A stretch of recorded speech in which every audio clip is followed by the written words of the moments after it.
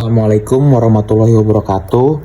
Saya Dimas Septiawan dengan NIM 112110713. Ujian tengah semester mata kuliah akuntansi manajemen dengan dosen pengampu Ibu Widya.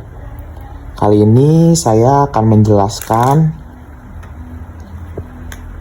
analisis biaya, volume, dan laba dengan konsep dasar dan definisinya, titik impas BEP atau break even point dalam unit menggunakan laba operasi, pendekatan margin kontribusi, dan contoh kasus perhitungannya. Pertama, ada analisis biaya. Analisis biaya adalah proses membandingkan biaya yang berbeda untuk mendapatkan wawasan tentang manfaat dari berbagai bentuk pengeluaran. Perusahaan biasanya menganalisis biaya mereka dengan melakukan analisis biaya manfaat untuk menentukan apakah manfaat proyek lebih besar daripada biaya yang harus dikeluarkan. Analisis biaya adalah proses membandingkan biaya yang berbeda untuk mendapatkan wawasan tentang manfaat dari berbagai bentuk pengeluaran. Perusahaan biasanya menganalisis biaya mereka dengan melakukan analisis biaya manfaat untuk menentukan apakah manfaat proyek lebih besar daripada biaya yang harus dikeluarkan. Analisis biaya memiliki beberapa manfaat, diantaranya membantu merencanakan produksi dengan lebih baik, membantu mengalokasikan sumber daya secara efisien, membantu menghindari pemborosan, membantu memastikan bahwa proses berjalan sesuai rencana. Baik, selanjutnya ada volume. Dalam manajemen, volume dapat merujuk pada volume penjualan dan volume produksi. Jumlah unit produk atau jasa yang terjual dalam periode tertentu.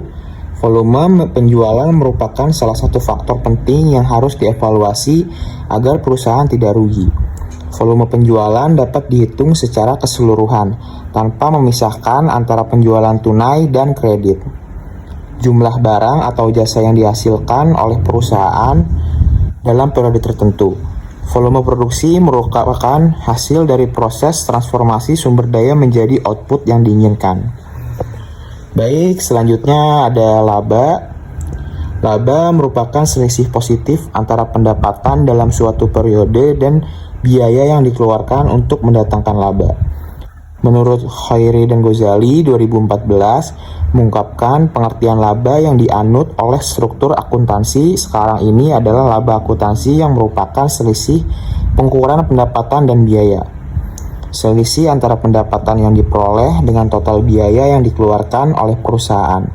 Laba juga dapat diartikan sebagai penghasilan bersih atau imbalan dari aktivitas perusahaan.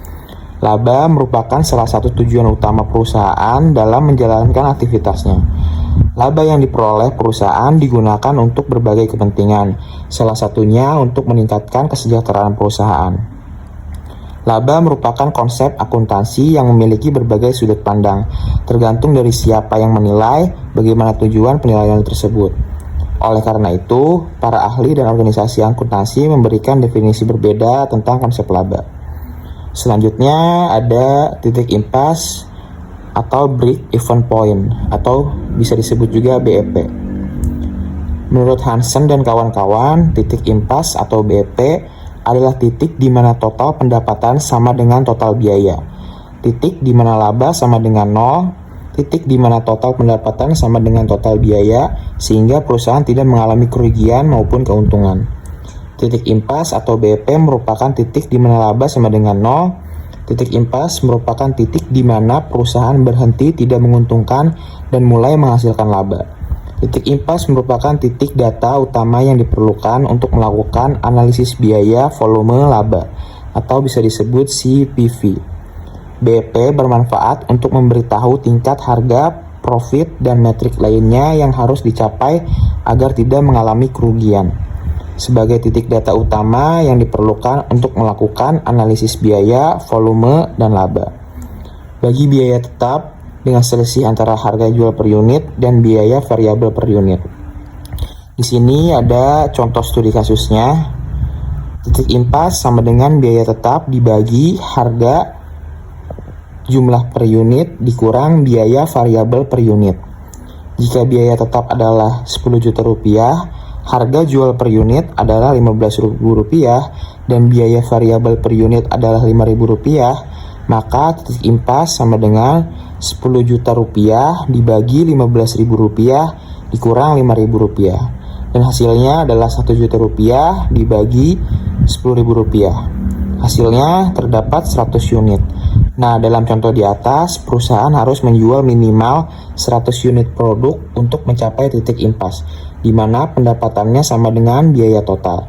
Jika perusahaan menjual lebih dari 100 unit, mereka akan menghasilkan keuntungan, dan jika perusahaan menjual kurang dari 100 unit, mereka akan mengalami kerugian.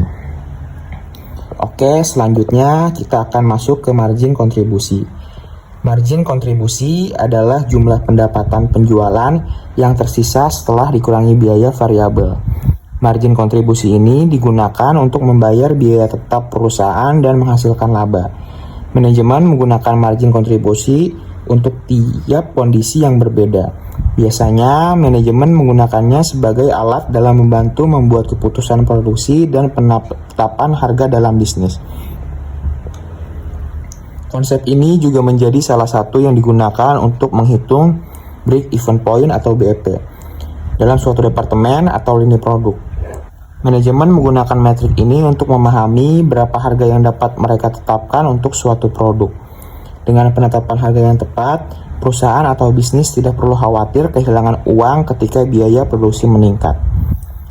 Nah, selanjutnya ada contoh studi kasus menggunakan rumus pendapatan penjualan dikurang total biaya variabel dibagi jumlah unit yang terjual sama dengan margin kontribusi per unit. Di sini ada contohnya. Anda menghasilkan total pendapatan penjualan sebesar Rp1 juta setelah menjual 100 unit permen stroberi dengan harga jual Rp10.000 per unit. Total biaya variabel Anda untuk produksi, tenaga kerja, dan logistik adalah Rp400.000.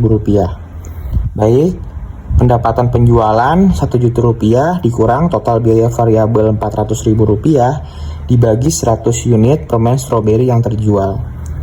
Dan hasilnya adalah Rp600.000. Itu adalah total margin kontribusi Anda. Lalu kita akan membagi dengan jumlah total unit yang telah terjual untuk mendapat margin kontribusi per unit.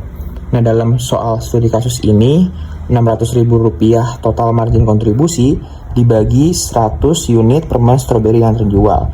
Dan hasilnya adalah 6.000 margin kontribusi unit atau 60% dari pendapatan Anda per unit.